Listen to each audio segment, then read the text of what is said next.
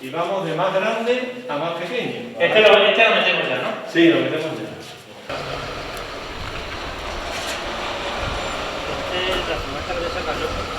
Mujer de blanco, ya está. Vale.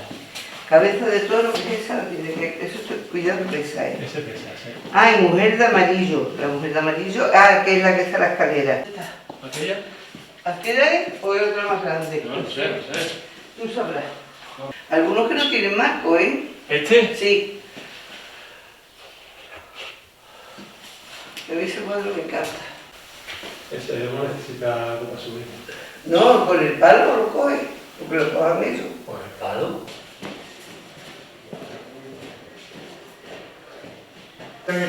Cuidado, ¿eh? Cuidado, Antonio. El sueño, Vale. no sabemos cuál es el sueño. ¿Está bien? Vale, sí. Ese es el mío, que es el único. ¿Quieres? ¿Lo lleva uno? ¿Eh? Sí, llévalo. Llévalo.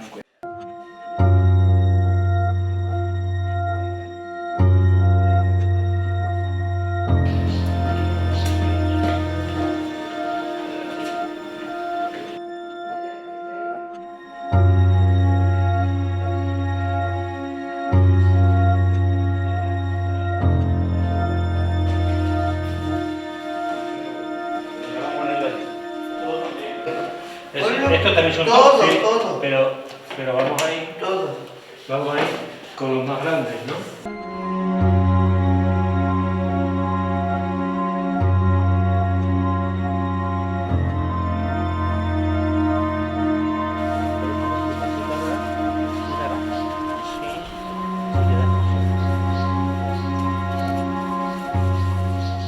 Aparte de un genio como artista, era una persona maravillosa y yo siempre lo recordaré como el hermano que tuve en el arte. Era un hombre súper interesante, de una conversación magnífica, muy particular, muy artista, no cabe la menor duda. Un hombre con mucha personalidad, las ideas muy claras. Una persona muy amiga de sus amigos y un ser que nunca quiso aparentar el gran genio que llevaba dentro. Una persona que quiso vivir humildemente, que tuvo la oportunidad de irse a vivir a Madrid, a Barcelona, donde hubiera querido, y seguro que hubiera estado entre los grandes. Pero era grande haciendo lo que hizo. Eligió Aracena, eligió sus amigos, su flamenco, su familia, y esa era su forma de ser, esa era su grandeza. Nos enriquecimos con su experiencia y su visión del mundo totalmente antiburocrática, rebelde, muy creativa, orientada al bien vivir y con esa especie de afrancesamiento que tenía por su experiencia en París, que yo creo que no solo le determinó porque era una experiencia que a él le enriquecía y con la que se identificaba, sino porque de esa experiencia también proyectó su forma de entender la vida aquí en Aracena. Muchas veces, cuanto más altura tiene una persona, más humilde es. Y este era el caso de Mario. Mario es de esas personas que tenía un halo que lo hacía visible cada vez que llegaba y todo el mundo se ponía expectante, ¿no? Él, con su humildad, se sentaba tranquilamente, era un escuchador nato, porque en estos tiempos en los que es tan difícil tener a personas que escuchen, pues se echa de menos a aquella persona que se sentaba y dándole calada a su cigarro, escuchaba a todo el de su alrededor. A veces conversaciones intrascendentes que pasaban pues anodinamente. Pero en un momento de la conversación avanzada, Mario decía 3 palabras y con 3 palabras decía más que todo lo que se había dicho ya.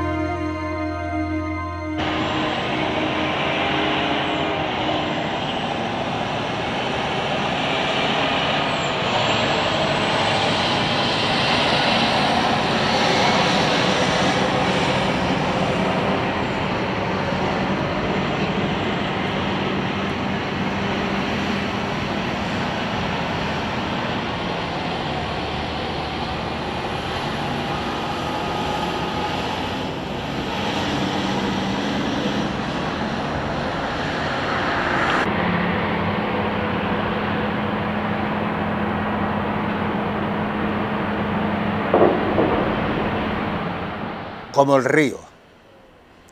Como el Tinto nací pobre y sangrante, hijo de un Dios olvidado.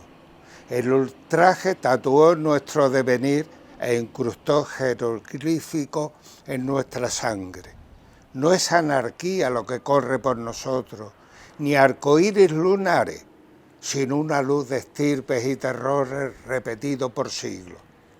Nada es subalterno, ni tú ni yo resignados. De consumo arrastramos tantas desgarraduras que las preguntas enturbian las razones.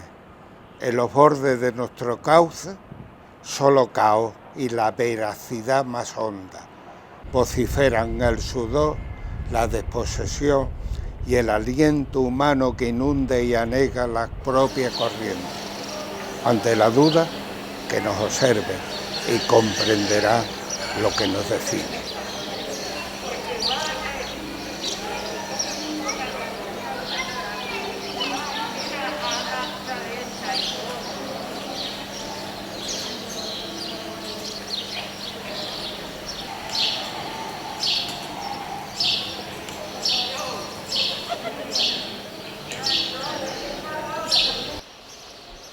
Él era un nervense, siempre quería hablar de Nerva, de hecho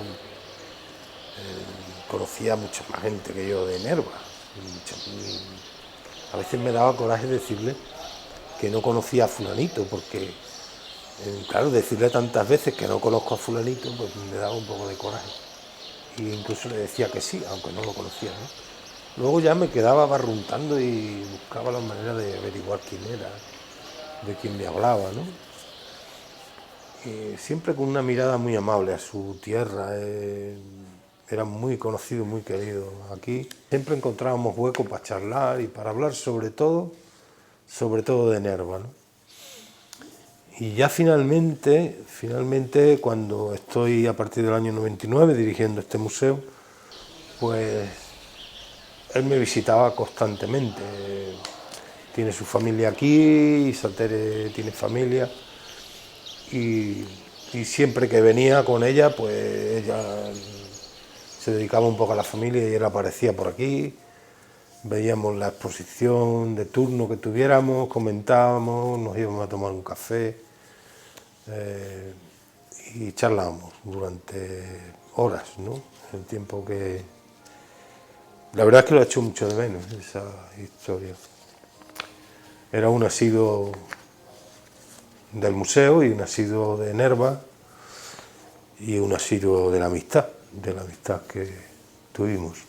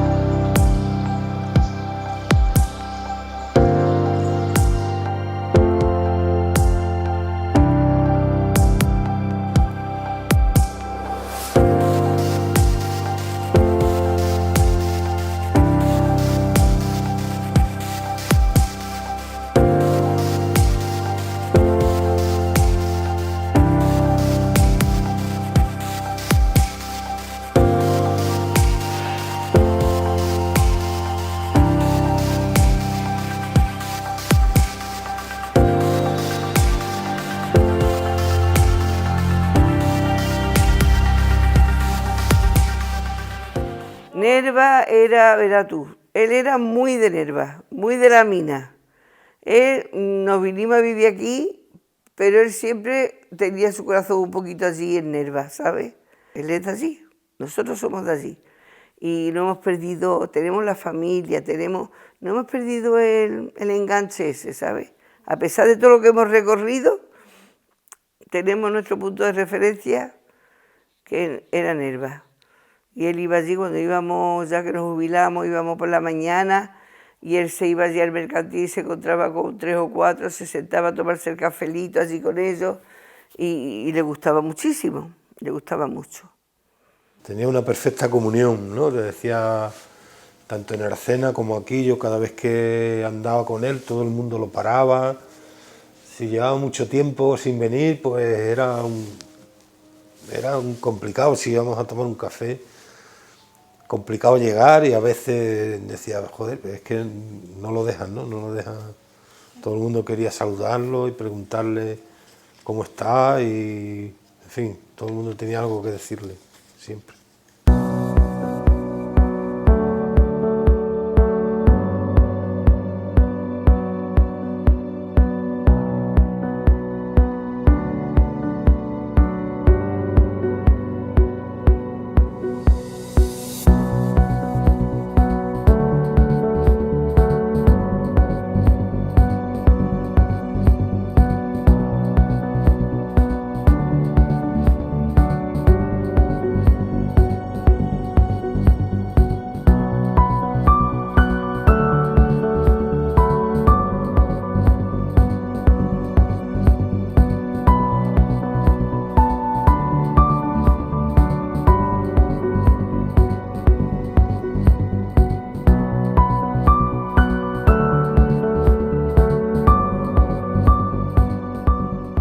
El bachillerato lo hizo en Aracena, encontrándose con el paisaje serrano que sumaba a sus pinturas del paisaje minero, una temática que abandona y más tarde recupera. Estudió la carrera de magisterio y comenzó a dar clases, pero pronto llegaría a Montmartre, a su pintura.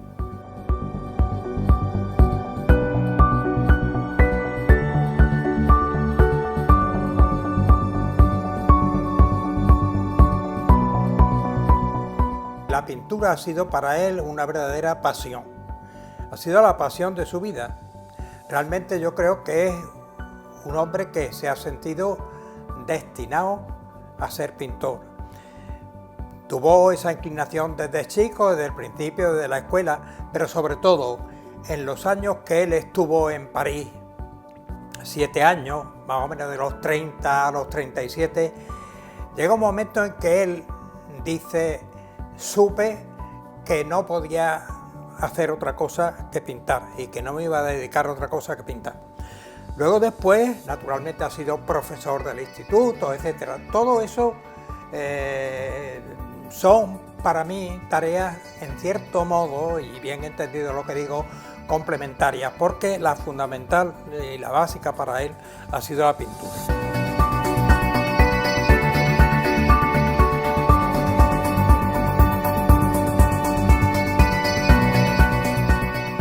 Juntos se fueron a París, a Montmartre, donde estuvieron 7 años. Mario pintaba y pintaba en las plazas parisinas, en la Plaza du Tertre, famosa por los retratistas y pintores que exponen y pintan sus obras al aire libre.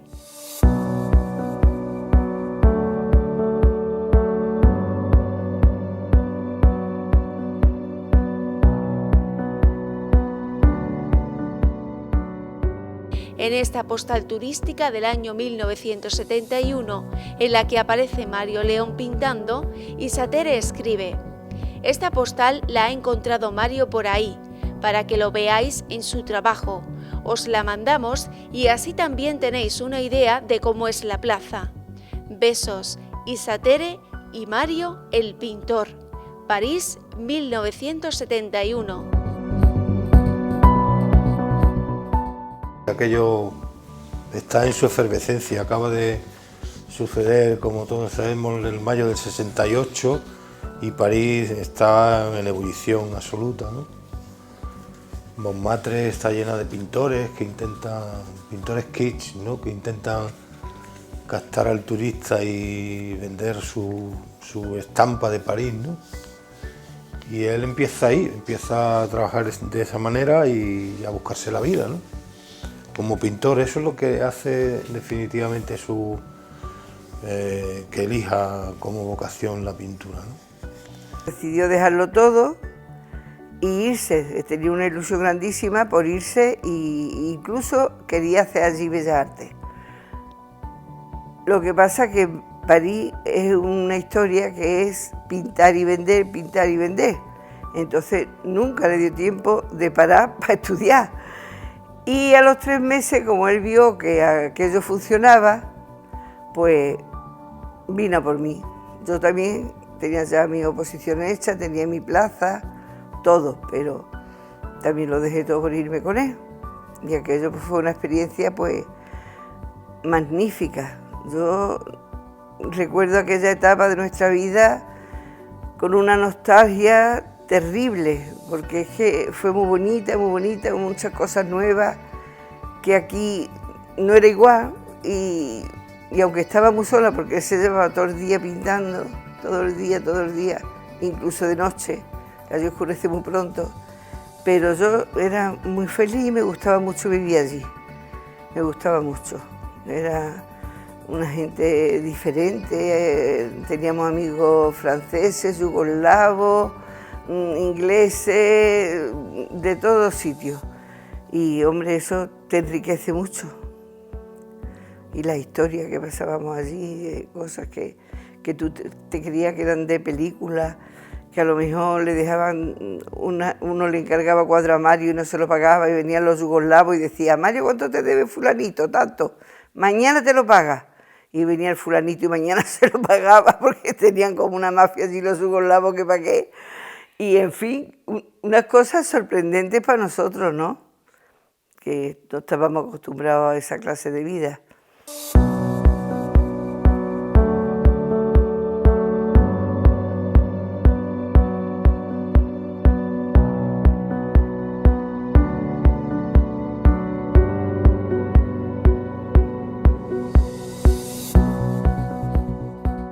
Para él, el mundo de París y el conocimiento que él pudo adquirir allí, de las corrientes vanguardistas, etcétera, etcétera, para él fue impagable. Por eso usted decía al principio que él llegó un momento en que allí dijo, yo he sabido ya que yo no me voy a dedicar a otra cosa más que a esto.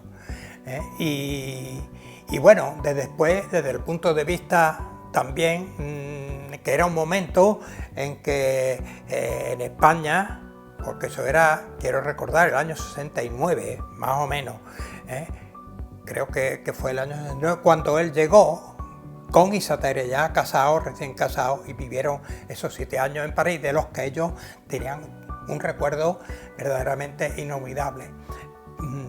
Digo, por la edad, por lo que suponía para él, por el mundo del arte y de la pintura, y por el ambiente de libertad que había cuando aquí estábamos en pleno franquismo.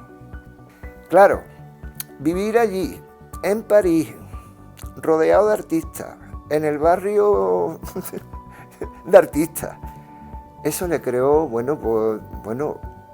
reforzó su personalidad como la tenía cuando llegó aquí, ¿no? Se ponían a analizar los cuadros. Allí aprendí yo también mucho sobre los cuadros. Yo me quedaba a mirar porque cogían un cuadro y lo ponían y decía, este cuadro le falta algo. Y lo analizaban y demás y decía uno, pues esto, mira, le vamos a poner aquí este puntito rojo. Y le ponía el punto rojo en el sitio y aquello cambiaba como de la noche al día. Yo decía, pero Dios mío, ¿esto cómo puede ser? Total, allí aprendí yo un montón. Y luego estaba muy bien, porque como había 4 o 5 hombres y yo sola la mujer, y embarazada me trataban, vamos, de miedo, me decían la marquesita, porque yo no hacía nada más que mirar y escuchar. Y esa época fue, para mí, vamos, especialmente encantadora. Aprendí mucho, y él sí, aprendí muchísimo allí en París. Allí combina esa pintura kitsch que hay que vender a los turistas con una pintura suya personal, que ya empieza a tener deuda de lo que será un poco todo el eje fundamental de su técnica, ¿no?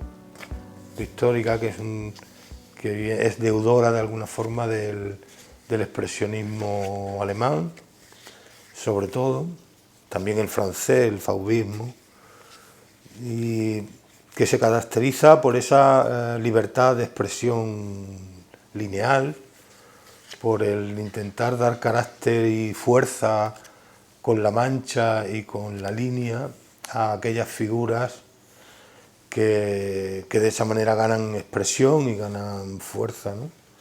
Y son capaces de decir con el desdibujo, por así decirlo, no con el dibujo imitativo, ¿no?, de la realidad, sino con el desdibujo, con el destrozar la forma para dar con ello la expresión que él busca, ¿no?, desde el principio. Casi desde el principio, aunque más claramente en el resto de su obra cuando ya se afianza como maestro de la pintura. Cuando nosotros nos vinimos, él hizo Bellas Artes aquí, en Sevilla, y entonces se dio cuenta de que aquí esto no es París. Allí se vende lo poco y lo mucho. Allí, si se iba a la Plaza de los Pintores, vendía paisajes de allí de Montmartre. Después venían galeristas, venían marchantes, venían coleccionistas. O sea que tú pintabas tus pinturas y la turística también, porque era necesario. Pero ahora llega aquí no se vende. Aquí se vendía poquísimo. Entonces, él hace sus oposiciones cuando termina Bellas Artes y se conciencia de que, claro, de que tiene que dar clases y luego ya pintar. Y ya está. Y ya no tiene por qué preocuparse por vender ni por nada, ¿no? Ya tenía su sueldo y ya está. Y así se concienció de eso y iba al instituto y venía y se ponía a pintar toda la tarde y así.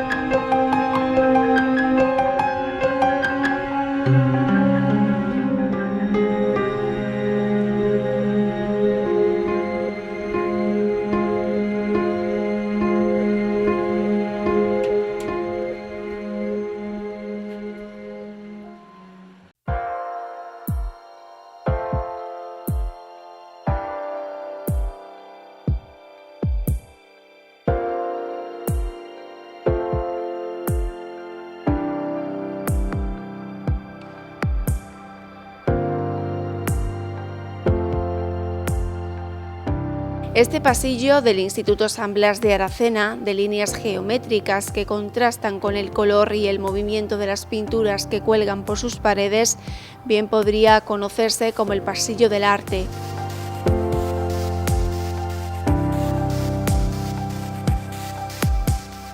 La luz que entra en el habitáculo por el extenso techo acristalado lo convierte en un espacio ideal para contemplar esos trabajos académicos, réplicas de obras artísticas de pintores reconocidos a lo largo de la historia.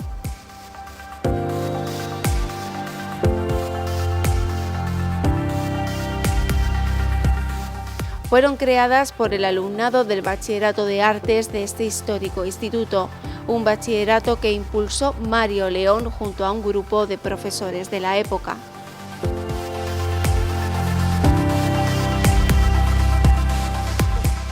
Mi relación con Mario León viene determinada obviamente por nuestro trabajo en el instituto y también muy pronto por algo que percibo en él.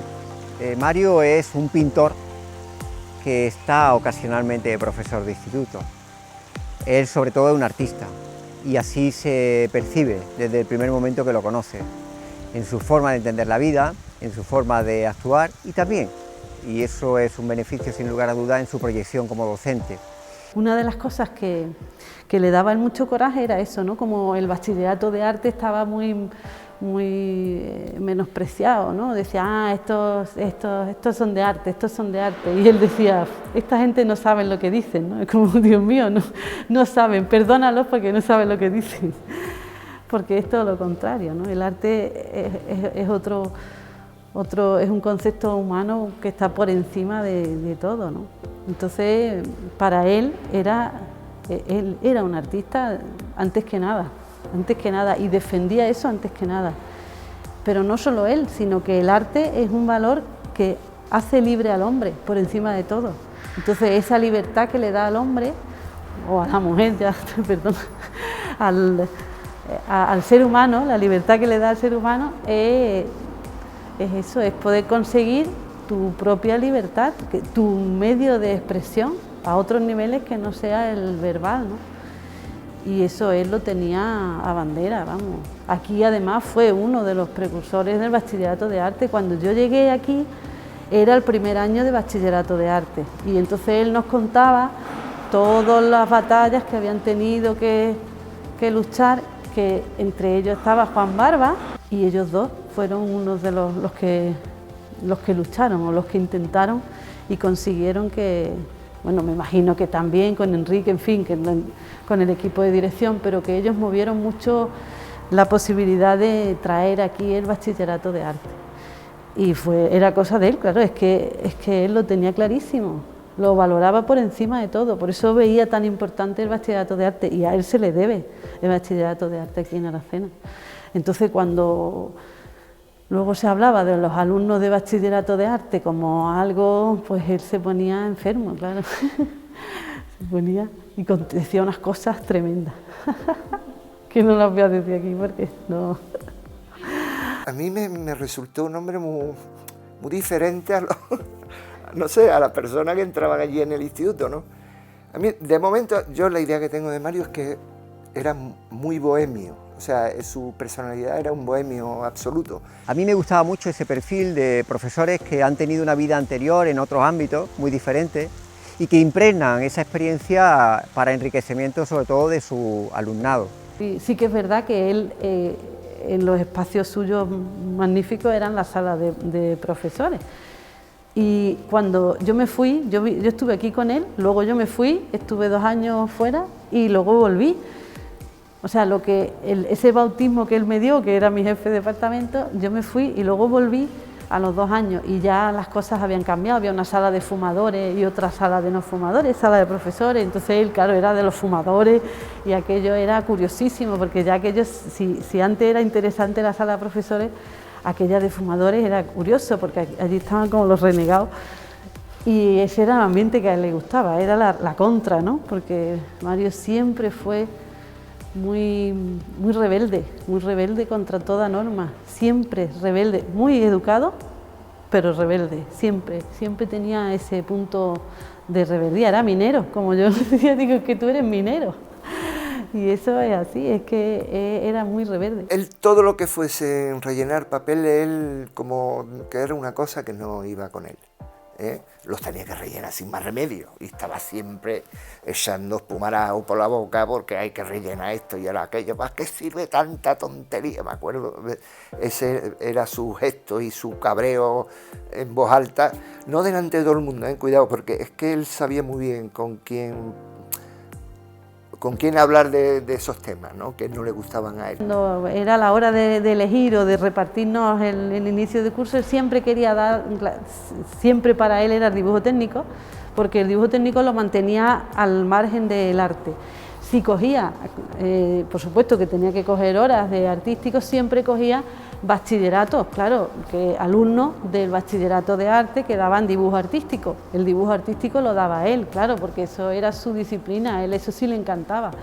Pero claro, eso de dar educación plástica y visual a la ESO, a la secundaria obligatoria, donde tú llegas a llegas a un aula y están allí los chavales y te dice un chaval o una chica que puede un alumno, una alumna, que eso que está pintando, que eso de Picasso, obra de Picasso, que eso lo hace él o lo hace su hermano el chico, pues claro, eso él podía haberlo sacado de... Entonces le tenía tal respeto y para él era tan importante el arte que siempre evitaba esos caminos, porque ¿qué vas a hacer? Ahí no puedes hacer nada.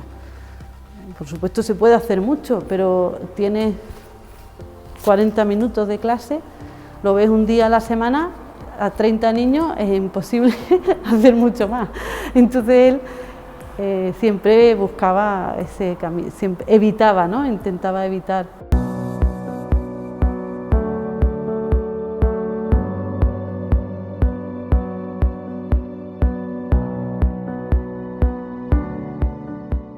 Esta es la casa de Mario León.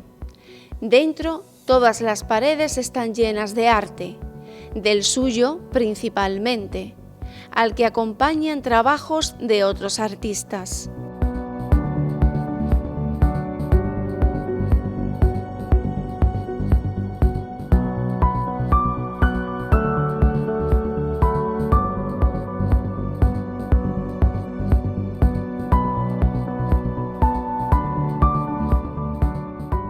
Y lo primero que ella hace al recibirme es hablar de ese arte, del que cuelga por las paredes. Y lo segundo que hace es enseñarme su estudio, su taller, en el ático de la casa.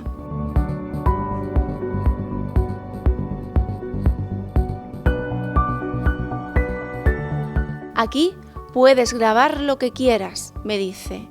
Está como él lo dejó. Este cuadro no lo acabó, ya no veía. Y aquí la historia no empieza, pero sí continúa. Aquí la historia tampoco acaba, porque no acaba nunca.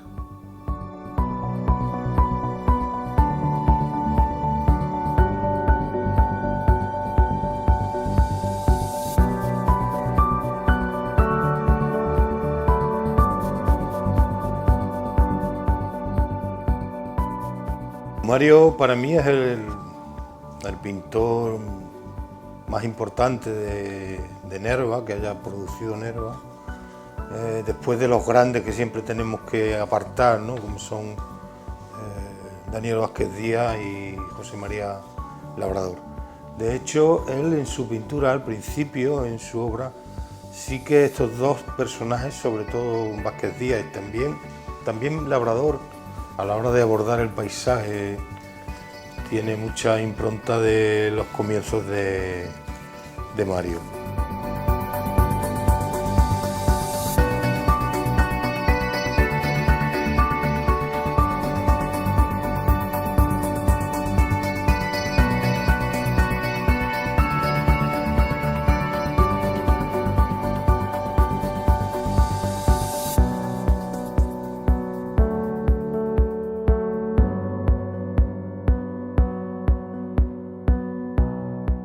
Yo con Mario León es curioso porque yo lo primero que conozco de Mario León es su obra, es su pintura, pero yo era una chiquilla todavía, era muy jovencita cuando todavía ni siquiera me había ido a estudiar a Sevilla. Yo vivía en Cortegana y vine a Fuenterida a una exposición, y entonces vi su obra, era una exposición que tenía allí Mario León en Fuenterida, en la sala esa que tenían allí en el paseo al lado de la Fuente de los... Y bueno, me encantó. Es más, yo le decía a mis compañeros, mira, eso es arte. ¿Tú no ves? Esto es arte. Porque claro, hasta ahora estábamos acostumbrados a como un arte, la gente que exponía eran aficionados, como muy costumbristas, pero Mario León tenía una fuerza.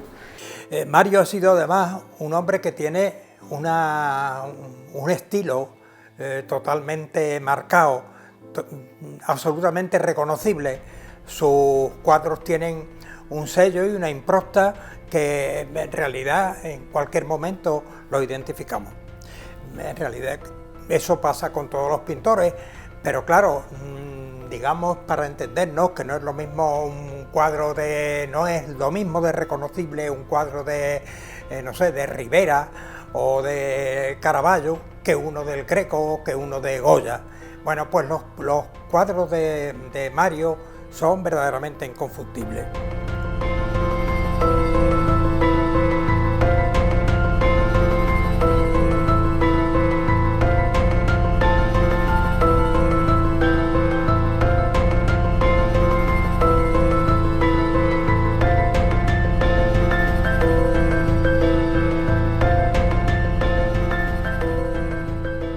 Él no dejaba de investigar, él era una persona que ha ido cambiando la pintura porque él ensayaba y buscaba y buscaba y buscaba, cambiaba de... siempre tendiendo más hacia el expresionismo. Al principio pues pintaba los paisajes, pintaba los cuadros de París, pues son esa marina, ese mismo que hay ahí, pero luego unos cuadros muy tristes también pintaba, que unas brujas y unas cosas, eso que se ha tenido tantas etapas, pero luego él no dejaba de investigar.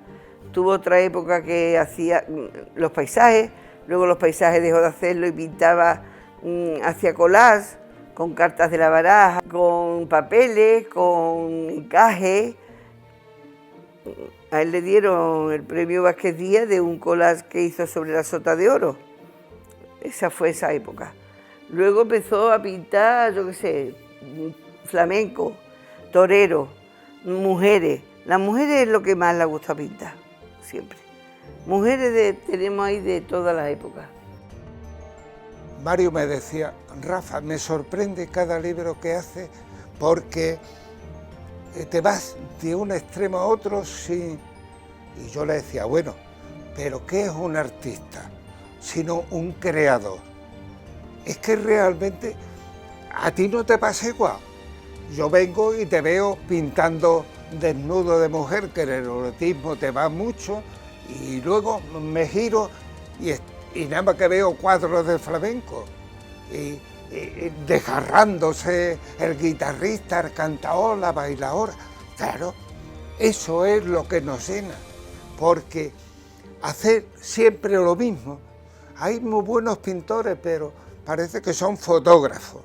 Tú ves y dices, sí, esto es lo que hay allí, pero y la sugerencia y hacer pensar, ¿dónde está?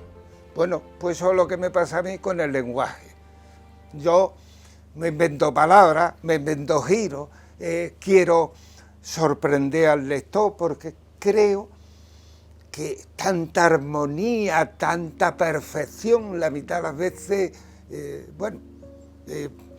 por ahí tengo yo una cita que dice, sí, vamos a ver, me parece que está aquí, si cierra la puerta a todos los errores, dejará la verdad fuera. Esto lo decía Tagore, no me lo he inventado yo, esto lo decía Tagore. Y es verdad, si cierra la puerta a todos los errores, dejará la verdad fuera, porque no somos perfectos y por lo tanto tenemos que ir creando constantemente. Y en eso Mario era un artista, que para mí no era un pintor, era un artista. Que esto es la cosa, por aquí yo he conocido pintores, sí, pintores, pero...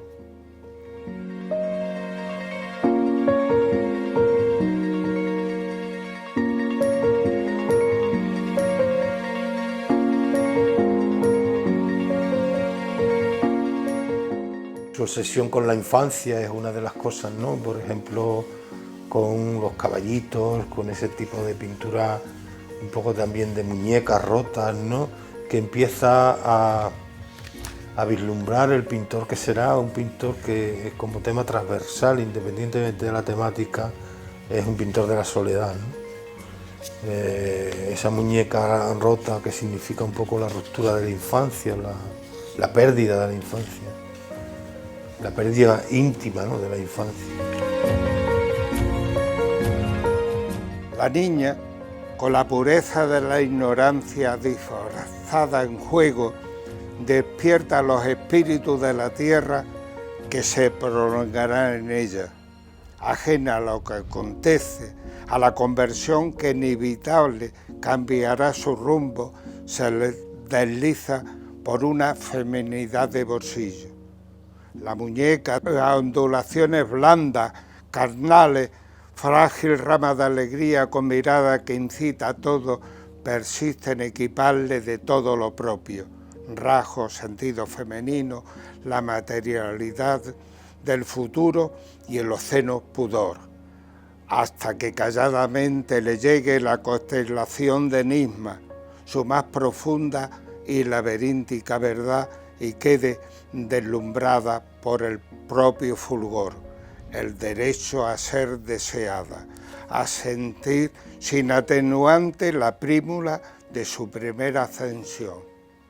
El universo de la mujer, fuente de vida, cuna de todo, nadie sabe si son dos cosas o si son la misma o la suma de otras muchas en las profundidades de su propio dominio. Solo los niños ignoran por qué ventana entra la muerte.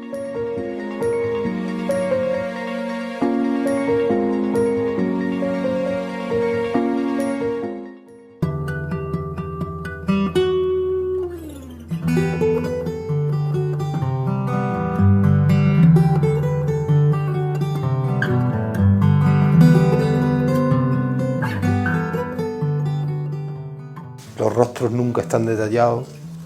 Cuando trata a las mujeres, por ejemplo, o incluso al torero,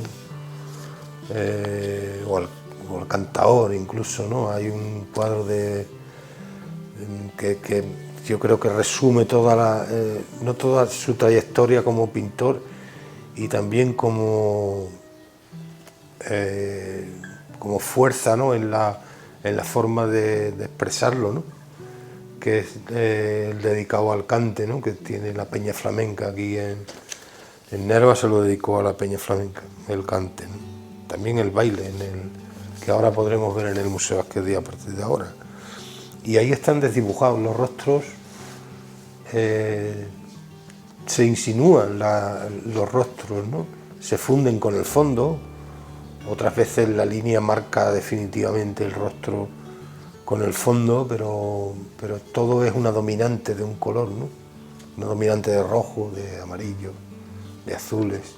A la par que el cante, también el toreo fue uno de sus temas interesantes, pero también como desde el punto de vista transversal que hemos mencionado de la soledad, ¿no?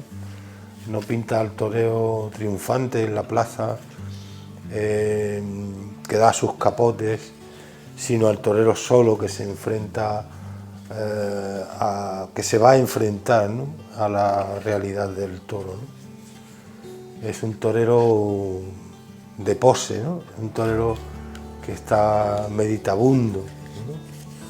Que está solo en el fondo, ¿no? También hay muchas escenas de esta temática, ¿no?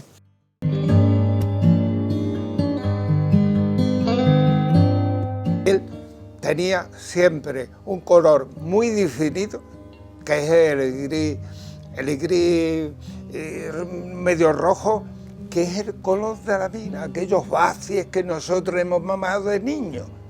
Y eso es lo que nos ha hecho quizás ser diferente, porque yo me encuentro un poeta completamente diferente de lo que hay por aquí.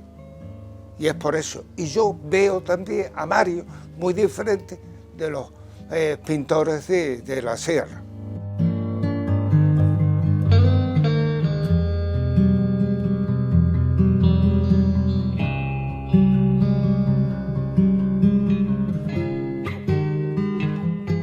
La exposición que hizo, que se la patrocinó la Universidad de Sevilla con la Bienal de Flamenco, coincidiendo con la Bienal de Flamenco, allí en la Casa de la Sirena, en la Alameda, todos los cuadros de flamenco, todos, ahora quedan poquísimos, no quedan mucho, pero a él le gustaba muchísimo. Lo más increíble es que él te explicaba en cada cuadro el toque que estaba, o sea, si era una bulería, si era una soleá o si era una alegría. Y tú lo mirabas y tú dices, joder, macho, qué forma de pintar y de expresar. Era un hombre muy peculiar, vamos.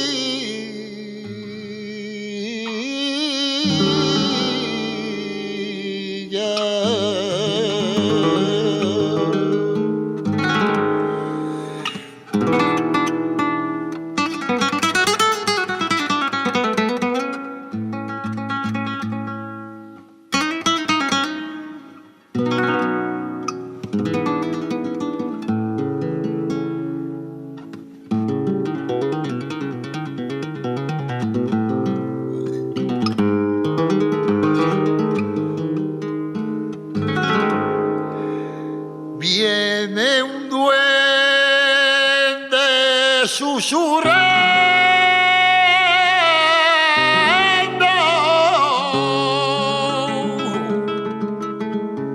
y al son de Cartagena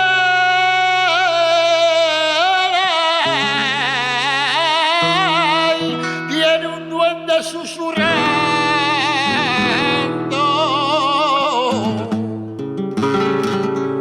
y entre acordes de minera Mario León está pintando ay, ay, ay, ay, en un cielo de acuarela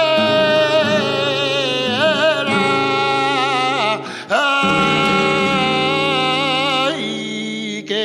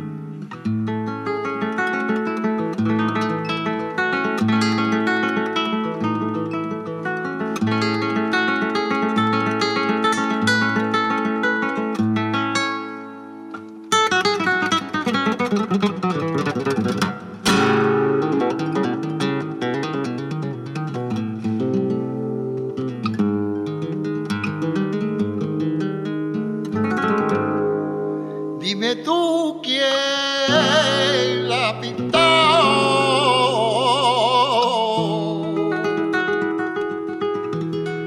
ese cielo de acuarela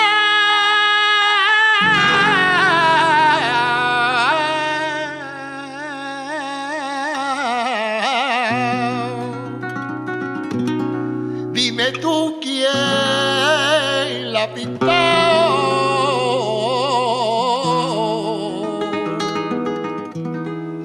dice que viene de Nerva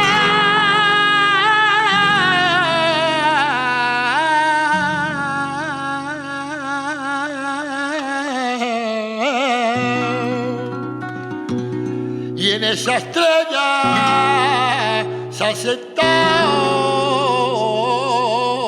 ay, y ahora está pintando a su tierra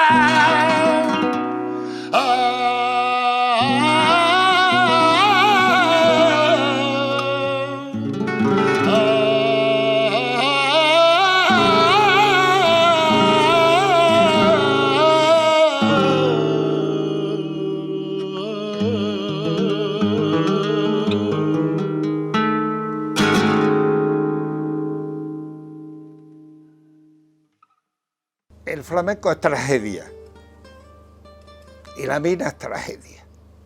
Empecemos por ahí.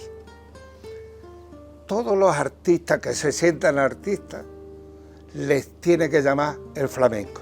Si no les llama el flamenco es que no son artistas. Porque lo que desgarra es lo que hacen los artistas. El arte es eso, desgarrarse. La mitad a veces no tienes para comer, ¿me entiendes? Y te gastas el dinero en un libro o en un cuadro. Eso es un artista, que se lo quita de comer para darle vida al arte.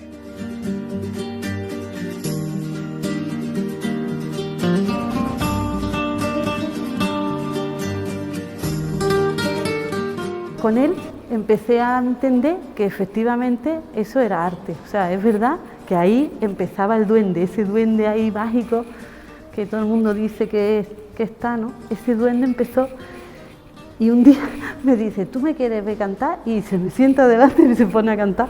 Digo, ay, Mario, me quedé impresionada, claro, una cosa ahí de buena primera, yo no daba crédito y digo, uy, qué bueno, qué cosa, ¿no? Entonces ya luego una vez él hacía así encuentros y ya una vez me invitó, estuvimos en su taller y había allí, estábamos con más gente, estaba Salva y había Pedro con la guitarra y estuvieron cantando y me encantó, aquello ya sí que fue magnífico, allí en su estudio, cantando, viendo su obra, viendo su espacio, porque además, claro, Mario siempre decía una cosa, que él no quería que nunca lo vieran pintar, dice, tú vienes a ver a mi estudio cuando tú quieras, tú entras y yo suelto los pinceles, yo no quiero saber, no quería que lo vieran pintar, siempre era así, era muy reservado, entonces, y su estudio era un lugar sagrado, entonces para mí era como un privilegio, ¿no? Poder ir a su estudio y encima vivir aquella experiencia de la gente cantando,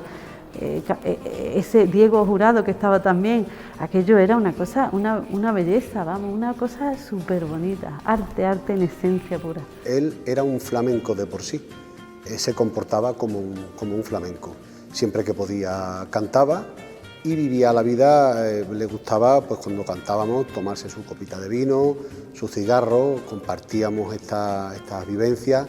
Y su vida era pues como la que puede ser la de cualquier flamenco, entregado, siempre presente los cantes, los toques, y es algo que ha impregnado su historia tanto a nivel familiar como a nivel artístico, porque dentro de su amplia obra pictórica tiene pues muchas referencias al flamenco, a los cantadores y a los guitarristas, ¿no? A él le gustaba las fiestas cortitas en pequeños grupos y cómodo y donde él se sintiera con confianza, ¿no? Y terminaba siempre cantando. Y por supuesto siempre me pedía, Salva, báilate la sevillana que tú sabes bailarla bien, que esta la voy a cantar estupendo. Una persona con una perspectiva muy amplia del flamenco, que lo mismo te cantaba unas sevillanas del Pali o de María de la Colina, que cogía por José Meneses y se ponía a cantar cantes hondos. Para él su cante preferido era la seguirilla. De hecho, muchas veces, después de largas horas de cante, de toque y de juerga, cuando nos íbamos a ir, me miraba y me decía, tócame un poquito por seguirilla para rematar. Y entonces con esa mirada cómplice terminábamos la velada por seguirilla. A veces terminábamos y a veces no terminábamos. Cantaba magníficamente bien. Cantaba estupendamente, tiene una voz y una fuerza estupenda, vamos. Lo que hacía peor era conducir, y yo conducía muy bien. Y entonces me decía él a mí, que yo no lo dejaba conducir, me decía, es que tú me ninguneas. Digo, yo no te ninguneo. Tú sabes cantar y pintar, y yo no. Pero yo sé conducir, déjame que haga yo lo que yo sé. Le daba el coraje, pero vamos, comprendía que era verdad. Lo que más le gustaba a Mario, lo mismo que las voces rajas. El cante gitano como Terremoto de Jerez, voces fuertes, ¿me entiendes? Con un quejío de aquellos que estremece. Flamenco suyo, el preferido, por supuesto, el camarón. Pero luego el chocolate, el francapino, el turronero. Es que conocía a todos les gustaba. Cuando vivíamos en Las Cabezas, que era un pueblo muy flamenco, pues así que sí, la Yerbabuena, que era un festival de flamenco, la Caracola de Lebrija, el potaje de Utrera, a todos había aquí, a todos, no perdíamos ni uno. Sí. Le encantó y ya él se olvidó, no, es flamenco y flamenco y flamenco. Y hay una cosa en la que todos estamos de acuerdo, que el mundo del flamenco es complicado y hay muchas facetas en él. Están los que entienden, los oficiales y los no oficiales, los que cantan, también los que tocan. Pero Mario ha sido una persona que diciendo poco ha sido para todos nosotros siempre un referente. Y más para mí de manera personal, porque yo coincido bastante con él en lo que es la estructura del flamenco, como debe entenderse, que claro, hay otras formas de entenderlo, pero yo coincido plenamente con él en lo que él entiende como debe ser el flamenco, y por eso estamos encantados hoy de poder darle un homenaje, y cuando quieras, Mario, puedes subir arriba.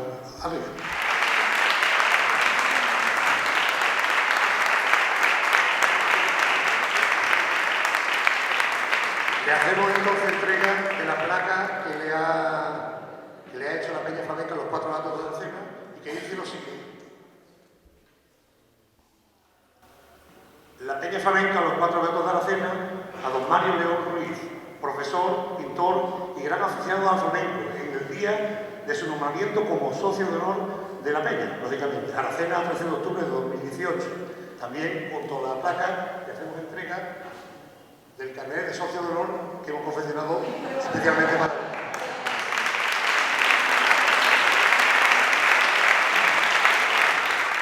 Era uno de los nuestros, ¿no? Del potaje, uno de los que inició el potaje. Evidentemente era amigo de todos el grupo de gente que consiguió tirar con el potaje para adelante.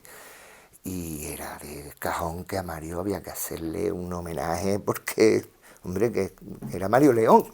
Además, su forma de cantar era igual que su pintura, muy peculiar, porque no era una voz espectacular, pero le salía todo desde aquí, y tú decías, por favor, los pelos de punta los tengo ahora, ¿eh?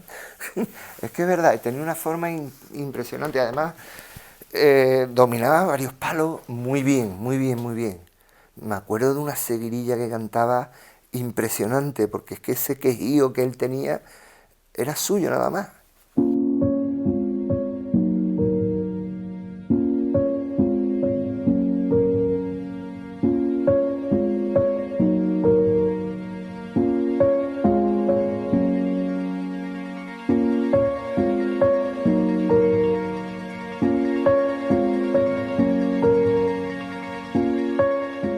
La música que la refleja en la...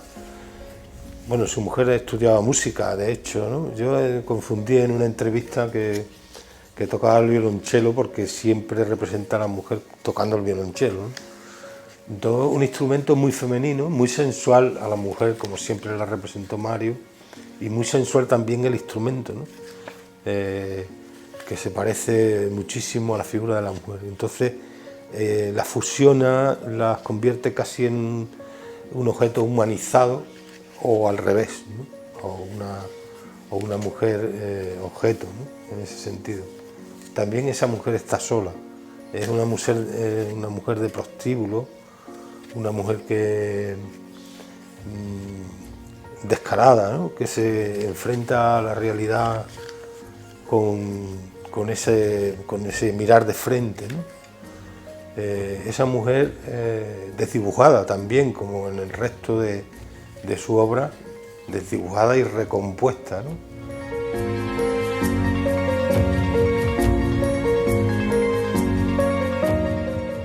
Recreó mucho a los clásicos también, en el caso de, por ejemplo, de las Tres Gracias, que incluso fusiona, y son las de Botticelli en la consagración de la primavera, pero también son otras gracias. Las Tres Gracias es uno de los temas clásicos, mitológicos más tratados, ¿no? Por la pintura, ¿no?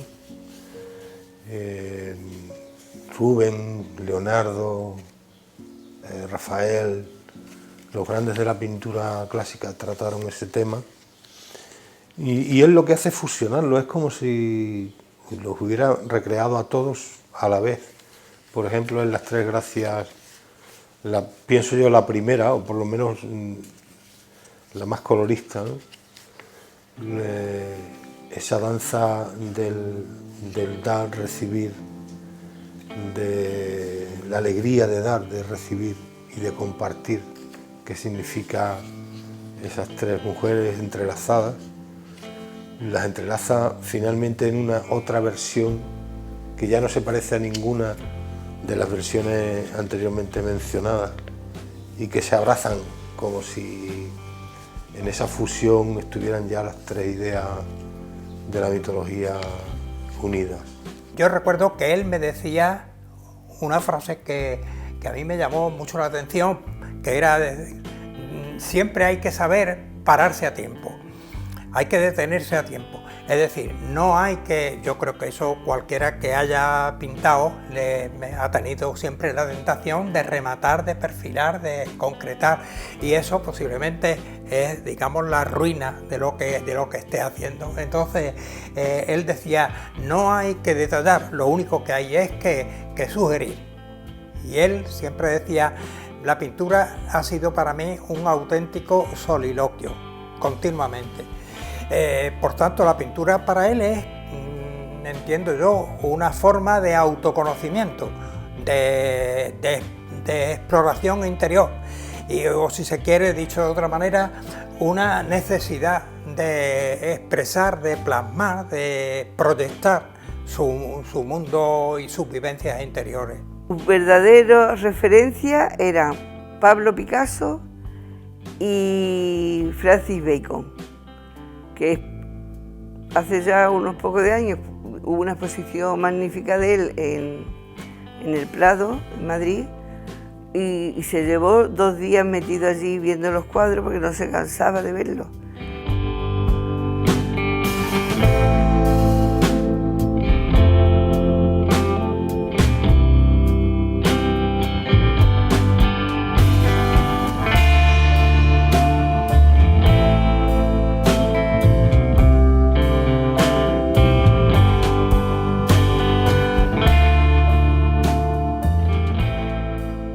Desde el punto de vista de compartir lo que son, digamos que las aficiones, los intereses, los proyectos, desde el punto de vista del arte, eso está claro también.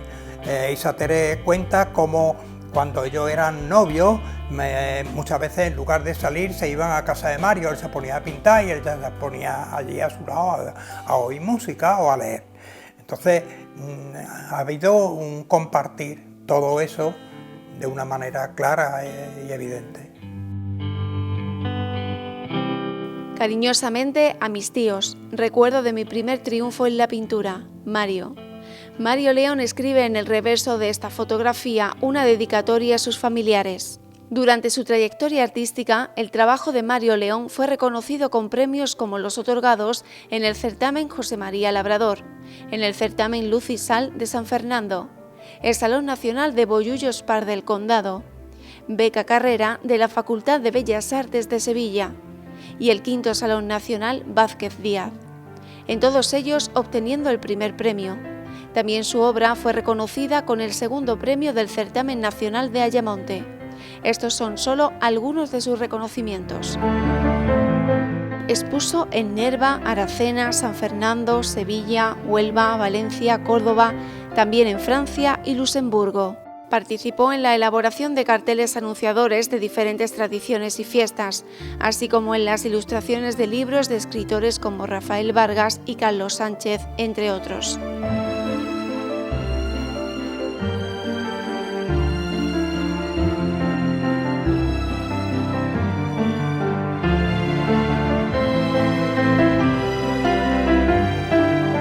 También formó parte de los encuentros de artistas que tenían lugar en Aracena en los años 90.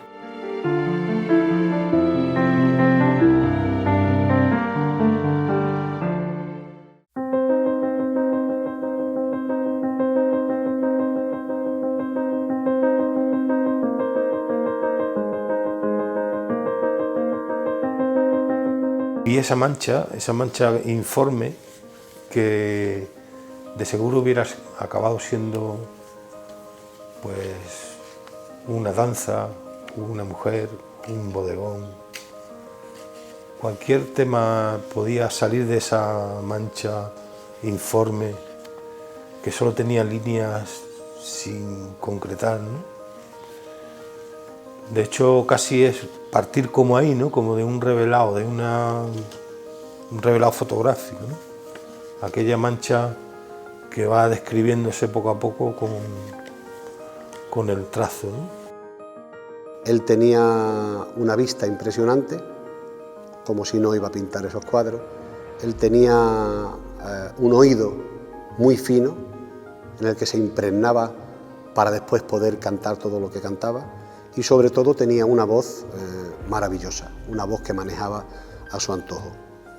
En su última etapa, cuando la vida le empezó a privar a Mario León de su vista, de su voz, de su oído, él empezó a despedirse, porque él, como ser vital, necesitaba esas tres cosas en su vida y en su carrera artística.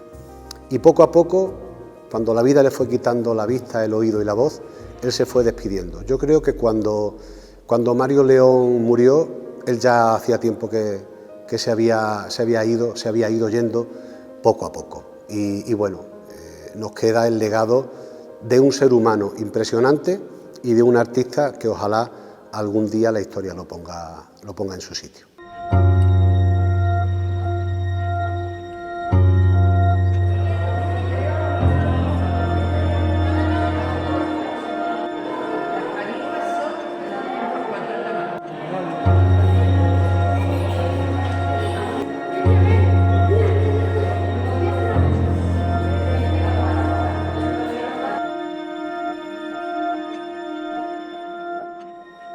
El pintor que nunca se manchaba, el que pintaba siempre de pie y se alejaba de la obra para tomar distancia y ver por dónde seguir, ese pintor, la historia de ese pintor, la de Mario León, continúa de la misma manera que sus cuadros, sin final, sin rematar. El pintor para justo a tiempo, cuando la obra se lo pide. Él está en los trazos, en el color, en el desgarro, en el cante, en la creación. Está en el oído de quien lo escuchó, está en la mirada de quien lo contempla a través de sus pinturas.